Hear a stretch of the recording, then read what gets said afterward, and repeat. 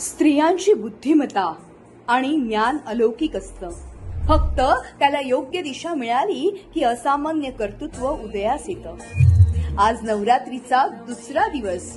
दुसऱ्या दिवसाचं दुसरं रूप म्हणजेच ब्रह्मचारिणी. ब्रह्मचारिणी म्हणजे अनुशासन, बुद्धिमत्ता आणि ज्ञानाचं अर्थात शिक्षणाचं प्रतीक.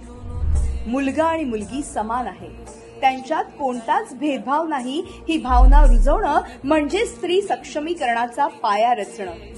हा पाया अधिक मजबूत करण्यासाठीच बेटी बचाव बेटी पढाओ योजना आणली गेली. या योजनेमुळे स्त्री पुरुष लिंग गुणोत्तराचे प्रमाण वाढले, लैंगिक चाचण्या बंद झाल्या आणि स्त्री भ्रूण हत्या थांबली. योजनेमुळे मिळणाऱ्या आर्थिक मदतीचा उपयोग मुलींच्या शिक्षणात झाला आणि शैक्षणिक क्रांती घडली. या योजनेअंतर्गत हजारो मुलींचं शिक्षणाचं स्वप्न पूर्ण झालं. महाराष्ट्रात एकूण 10 जिल्ह्यांमध्ये अगदी यशस्वीपणे ही योजना राबवली गेली आहे. प्रत्येक मुलगी शिक्षित होण्याचा हक्क भाजपच्या धोरणातूनच शक्य झालाय. यत्र नार्यस्ते पूज्यन्ते रमन्ते तत्र देवता. आम्ही ब्रह्मचारिणीप्रमाणे मुलींच्या शिक्षणासाठी, त्यांच्या बौद्धिक उन्नतीसाठी कटिबद्ध आहोत.